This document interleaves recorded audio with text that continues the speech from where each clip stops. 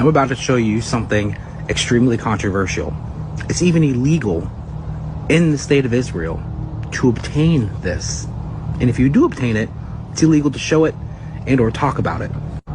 Ladies and gentlemen, my DNA. Now, I bet you thought it was going to be a lot crazier than that, right? Now, you might ask yourself, why is it illegal to obtain this in the state of Israel? Because it proves through your DNA that Jews around the world have no ancestral ties to the land of Israel. Because it proves through your DNA that Jews around the world have no ancestral ties to the land of Israel. We Jews have been in the land of Israel since the times of biblical Joshua. Who is we? No, really, who is we? You live in Israel, so I don't expect you to be able to provide genetic or ancestral receipts for your claims about us Jews, because those kinds of receipts are illegal in Israel without a court order and other special permissions. The Jerusalem Post explains, such a thing cannot exist as kits sold directly to the public, going on to say that they have possible effects on subjects and their families. Furthermore, the national implications of these tests could hold or affect, nice grammar Jerusalem Post, could hold or affect with Israel being a government-recognized Jewish state. Don't you just love when they say the quiet parts out loud? But since they won't let you get receipts for us Jews, I brought my own. Wow. So I, an Ashkenazi, have no genetic or ancestral ties to the region of historic Palestine. I, an Ashkenazi, have no genetic or ancestral ties to the region of historic Palestine. And yet Israel still claims it's my homeland, which I could move to and become a citizen of under the ironically named Law of Return. What's up, everybody? I hope you're doing good. You good? I just hope that you're doing fine. I have a cousin who always says that if you don't doing fine, kindly try, do fine. So as usually know, these are presented in stories, and today I have a topic that I want us to discuss because I believe it's an important topic that we need to talk about. And I found this interesting video. Most of people who claim to be Jews are taking their DNA test, and later on they're being surprised that, they're not Jews. And why is this video important? This video is also important to Black people because Black people are the true Hebrew Israelites, and at the same time, Black people are the true Hebrews, right? So I want us to watch this video. There's a lot of history that is gathered here, but most of it are people who are sharing their experiences, their surprises on what really they believe to be, Jews. And then there's this important question. Most of them find themselves Jews, but not just Jews. They are the Ashkenazi Jews, right? Ashkenazi Jews, some people claim that Ashkenazi Jews are not the true Jews, right? Because these has brought a lot of debate rising from the ancestry of the broader Jews population. And I'm also a student in this field, and I hope we all learn. I learn, you learn, and we meet in the middle, and you tell me what to think about this video.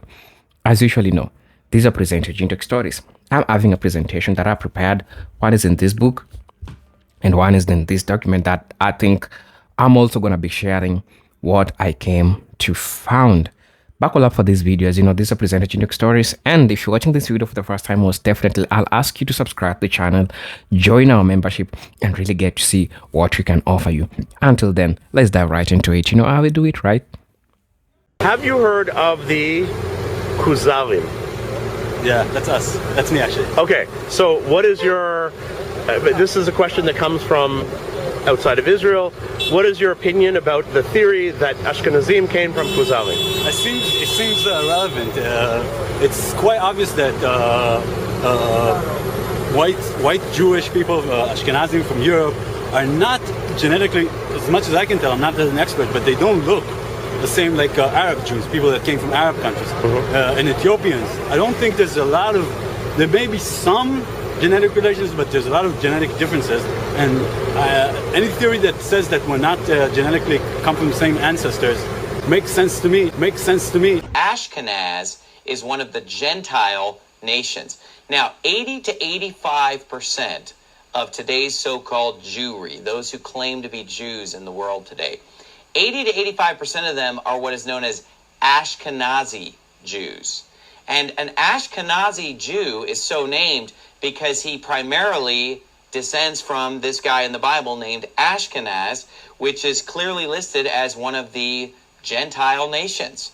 Now, the reason for this is that there was a nation of people who were Europeans, white people, known as the Khazars. And in the 8th century after Christ, the whole nation of the Khazars turned unto Judaism. They converted to the religion of Judaism. Of course, it was a false, Christ-rejecting religion. And for a few hundred years, the empire of the Khazars was a power in Eastern Europe, and they followed the religion of Judaism. But eventually they were defeated by the Russians, and they were scattered into Eastern Europe. And so a lot of the Eastern European Jews today are the descendants of the Khazars. And so a lot of the Eastern European Jews today are the descendants of the Khazars. I was today years old when I found out. Ashkenaz, the eldest of the 3 sons of Gomer, the son of Japhet, and the name of a kingdom, referencing these same verses. Most likely it was the Scythian kingdom. And then after a few hundred years, they're lost from history. So they have zero to do with Israel, zero to do with Jewish people, zero to do with Ashkenazi Jews today. Zero. You say, well, where did the name Ashkenazi came from? So a little over 1,000 years ago, as Jewish people scattered around the world had now emigrated in Europe and now were living in the Rhineland in Germany, they looked at the name Gomer in Genesis 10, and they connected Gomer with Germany, so they took on the identity of the name Ashkenaz. It has nothing to do with Ashkenaz in the Bible, which is a descendant of Japhet. It's just a name that was taken. Okay, it's that simple. Just like my last name Brown doesn't refer to the color of my skin or anything else. It was shortened from a Russian name when my grandfather came over at Ellis Island. The name got shortened to Brown. It's just a name. That's all it is. So the idea that Ashkenazi Jews are descended from Japhet is a myth, 100% false, zero truth to it. Just study the history, look into it, check the Bible dictionaries, encyclopedias, the archaeological works, you'll find the exact same thing. Key takeaway points and food for thought. 1. The original Jews are defined as those from the line of Judah. Judah was the 4th son of Jacob. 2. Ashkenaz was the 1st son of Gomer and is from the line of Japheth and not Shem. 3. They labeled themselves as Ashkenaz but claimed to be from the line of Shem. If they knew their history, would this error have been made? 4. The term Ashkenazi Jew is historically incorrect, as previously mentioned Ashkenaz and Judah are from separate lineages. 5. They self-identified as Ashkenazi and were not labeled as such. Due to the confusion in establishing their true lineage, one could suggest this has been a ploy to hijack the identity of an already established people. 6. It's claimed that the Ashkenazi people have been lost to history. But, are people ever lost to history, or are they invaded, conquered and assimilated? I'm a Palestinian. From 21 until 48, I carried a Palestinian passport. There was no such thing in this area as Jews and Arabs and Palestinians. There were Jews and Arabs. Don't you... I mean, you deny that there was a Palestine Arab people before, but there is now a Palestine liberation movement. The history of liberation movements are that they grow. Won't this one grow and become in end, in fact, your biggest enemy? I don't say there are no Palestinians, but I say there is no such thing as a distinct Palestinian people of all the Palestinians who live in Jordan. Why have the Palestinians in the West Bank become more Palestinians since the 5th of June 67 than they were before? Why didn't they set up a Palestinian country in addition to Jordan? Supposing your premise is right, then what should they have done? They should have set up another independent Palestine and fought from there. They didn't do that. They adopted the fact that they are in Jordan. They've adopted the Jordanian citizens. They are the majority in Jordan. They are in parliament. They are in government. What has happened since? Why have they become more Palestinian conscious since the War of '67? This feels like Christmas morning. I got a 23andMe ancestry and health kit. I think that I kind of want to start with the ancestry side. And it says ancestry composition. I'm 49.9% Ashkenazi Jewish. That's not a huge surprise to me at all, since my mom's side of the family is completely Jewish. My dad's side is not Jewish though. So let's go to there. Let's see what's going on. This is like, I feel really like on the spot. Okay, so I'm 100% European, which again is not a huge surprise to me, but it's just funny seeing it like that. I'm 49% Ashkenazi Jew, totally. British and Irish and German and French, a little bit Scandinavian, Northeastern European. Yeah, it's not super exciting, but I kind of know all of that information. I didn't realize how much of my family was from Germany though, so that's interesting. So let's see if I can get more information on this. It's funny, like I know where like my relatives and stuff came from, but it's kind of fun to see it broken down like this. Yeah, totally not surprising having the British and Irish be pretty strong. The German is though, so I wonder who came from Germany. I wonder if it has to do with the Ashkenazi Jewish part of my family. No really Scandinavian, no Italian. Wow, okay. It's pretty vague. It doesn't give you like, which it makes sense, but there's nothing really random in there. There's a tiny bit of East Asian and Native American, like the slightest. The first thing that they're telling me to do is do the late onset Alzheimer's disease. I do have some dementia in my family, so I wouldn't be super surprised if this was positive, but my heart's racing a little bit. I don't know. So I don't have the whatever, however you say that. So there's zero variants detected, which is, I guess, a positive thing. Cool. So Parkinson's disease. Let's open that guy up. I know that's like a very, so I have 0 variants detected. So age-related macular degeneration, a variant detected, not likely at increased risk. I'm not totally sure what that totally means, but AMD, we're familiar with that condition, but we'll see. I'll do more research on this. Have a slightly increased risk of celiac disease, which I've actually been tested by, like I've gotten blood work and stuff done for celiac disease. And I definitely, gluten is harder for me to digest, but yeah, interesting. Let's unravel the mysteries behind Ashkenazi genetics. Ashkenazi Jews are a Jewish diaspora population who formed in the Holy Roman Empire around 1,000 years ago. The total Ashkenazi population is estimated at 10 million people. Today they live mostly in the United States as well as in Israel, where they represent over 1/3 of the Jewish population. They are descended from Levantine Jews who mixed with native Europeans, mostly from southern but also from Eastern Europe. The combination of European and Levantine admixture makes Ashkenazi Jews genetically close to Southern Italians, Sicilians, Greek Islanders, or Maltese people. Using ancestral populations, Ashkenazi Jews can be modeled as being roughly 49% Anatolian Neolithic farmer, 24% steppe, 13% Natufian, and 9% Iranian Neolithic, with minor Caucasian, North African, and East Eurasian contributions. Get your custom DNA report today at world-genetics.com. The results are in, y'all. And good news, I'm not from the Walmart discount section. First up, we are 50% Jewish. Woo! Yes, I did have a bat mitzvah. Next, we got 26% Indigenous Americas, aka Mexico, aka Aztec warrior. Then we got 14% coming from Spain. Shout out to all those conquistadors. Then 3% Basque. Interesting. This is like the full little map thing they give you. And then I also get to see people I'm related to that I've never even heard about before. Kind of crazy, kind of cool, it's kind of scary.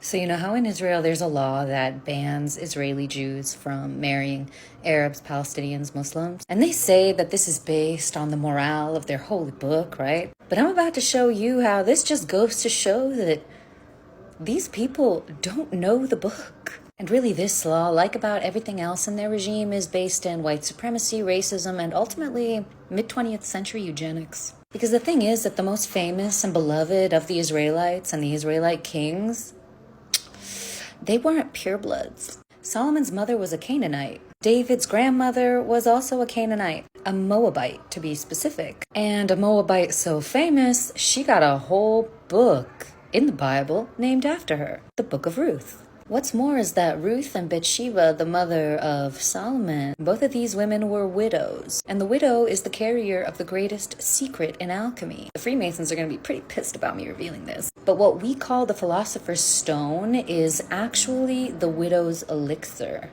And the sons of the widow were the real heroes of humanity, which is why a Freemason is otherwise called the son of the widow. Also, hi, I'm Ilian, and I wrote a PhD on political identity in Palestine and Israel. Oh, you thought I was just a little twitchy witch? No, that's Dr. Twitchy Witch to you. I also wrote a master's on alchemy and Jungian dream analysis. I know everything.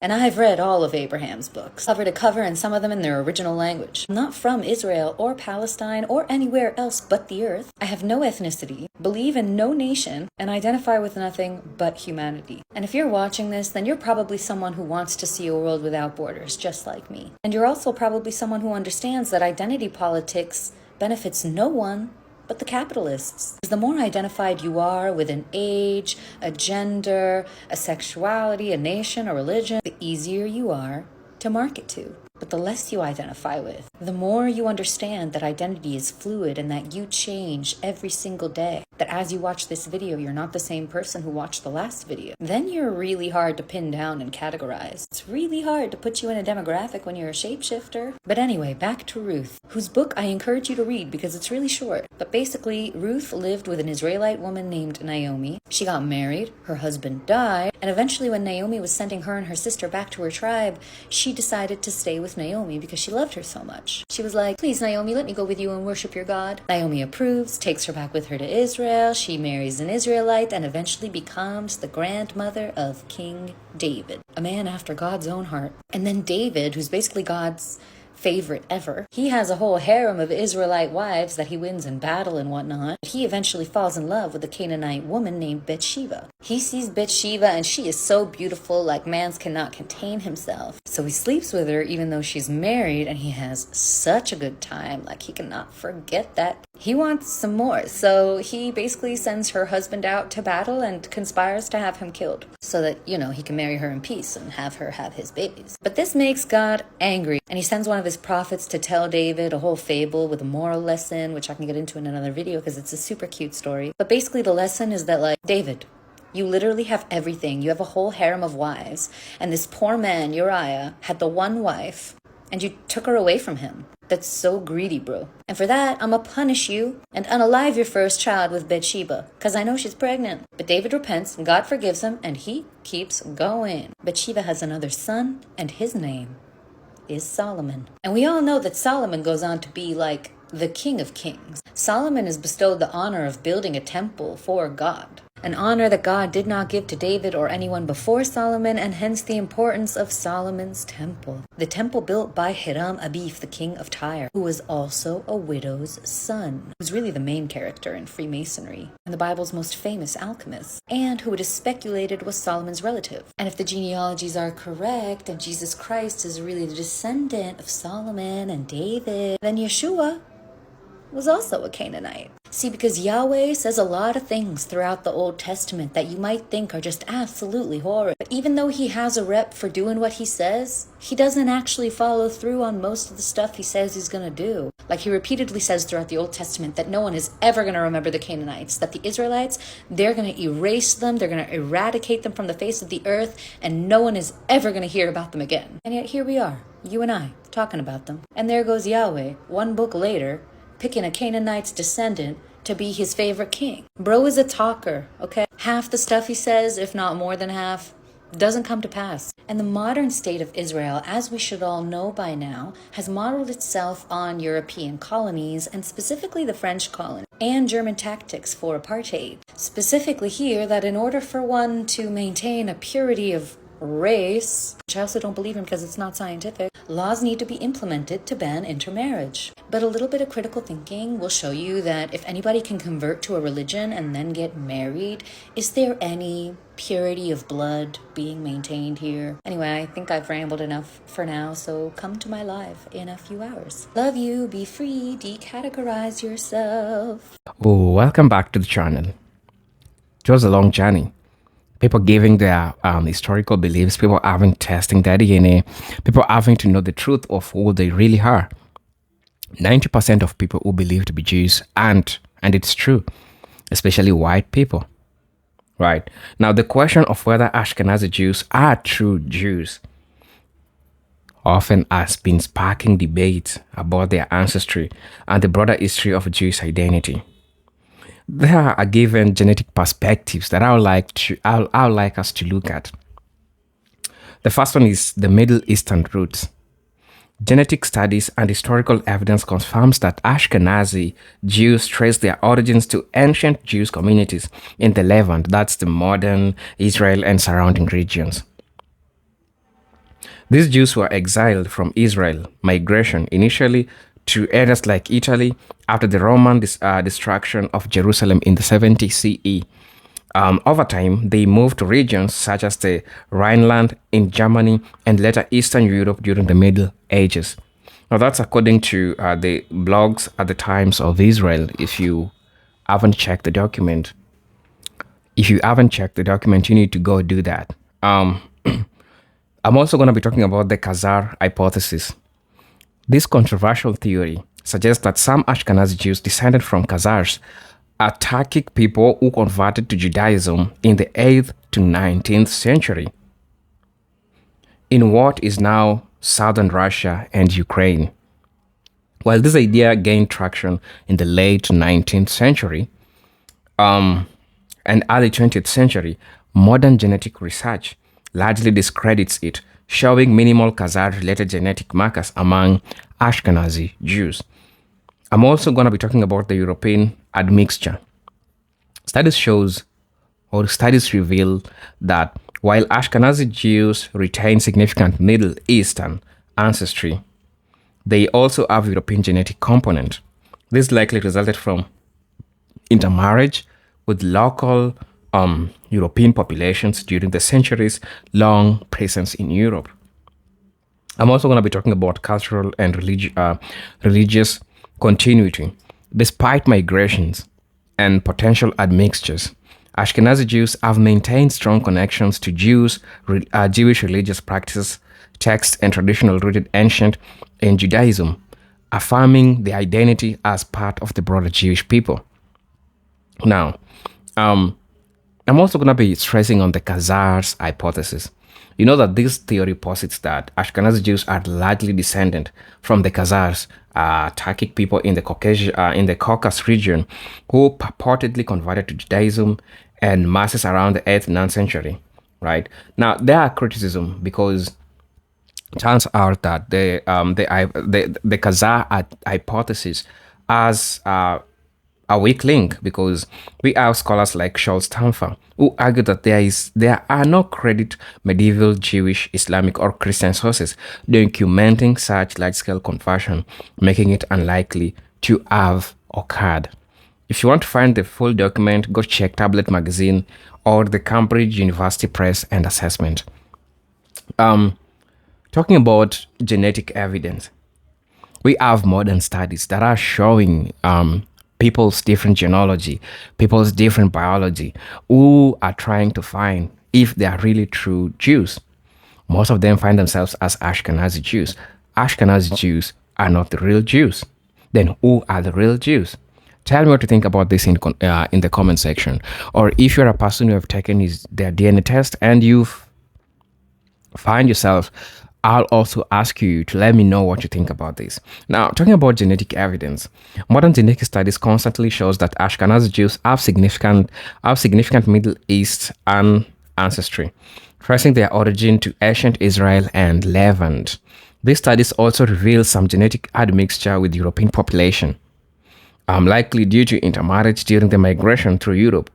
However, the core genetic markers align closely with the Sephardic and Mizrahi Jewish community, affirming a shared Middle Eastern origin. Now, talking about migration history, because this is an important aspect that we also need to talk about, migration always plays a significant role in making different activities. We have assimilation, we have some cultural changes that happens when people migrate to different places, and this is something which happens. Now, migration history, the widely accepted Rhineland hypothesis explains that the Ashkenazi Jews migrated from the Middle East to Europe after the Roman destruction of the Second Temple in the 70 CE, and I think I've already said about this. They initially settled in Roman Empire and later moved eastwards in Central and Eastern Europe, developing distinct cultural and linguistic traditions such as the Yiddish. Everywhere you see there is this debate of Khazar debate. There is context. People are doing debates about this. People are trying to debunk who are Jews, who are not real Jews, right? And everyone have their own belief in what they think, who are real Jews and who are not real Jews, right? So regarding the debate that people are having, we're going to be looking at the Khazar hypothesis. While the Khazar hypothesis has been used historically for various and ideological purposes, such as undermining the Jewish to claim a shared heritage with the ancient Israelites, it is not supported by mainstream scholarship.